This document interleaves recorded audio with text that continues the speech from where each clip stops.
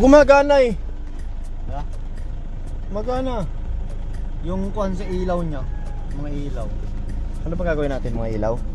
Pag, kapag ilaw mo, walang pan. Ay, oo, ano. Saka pag kuhan, malamig kuya, hindi gumagana itong mga gates mo. Ay, dalawa ang problema nito. Ano kayang problema? Saan yung Nakita ko lang aparat? sa kuhan, lumalabas sa kuhan ko, sa FB ko, sa electrical. Sila sir. Sa Facebook? Oo.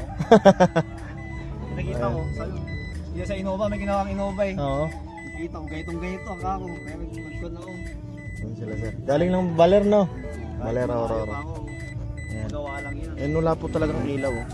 Mamaya makikita nyo papakita ko walang ilaw talaga. Kundi na yan. Tapos, nagbiblink yung T-belt niya. Pero gumagana naman kapag katagalan ng umaan. Yan po gagawin muna natin mga boss. Place LED po tayo dito. Toyota Innova. Yan o, tinan mo yung LED nyo. Napakahina ng ilaw o. Compare nyo po sa pinalitan natin. Ayan o.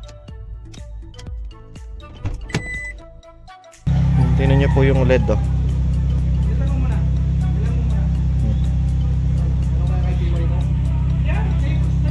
Napakaliit po ng LED. Sobrang liit. Palit po tayo ng LED. Tsaka blackout repair. Baler Aurora. Yan na po yung kanyang gauge. Kanina po wala talaga yung ilaw. Wala na rin po yung blackout. Na-repair na po natin yung blackout issue niya.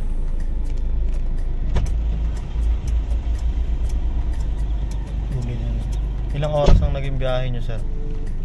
Bali, alas 5, 4:30 yan. Anong oras ako na yun? 4:30. Oras na ba?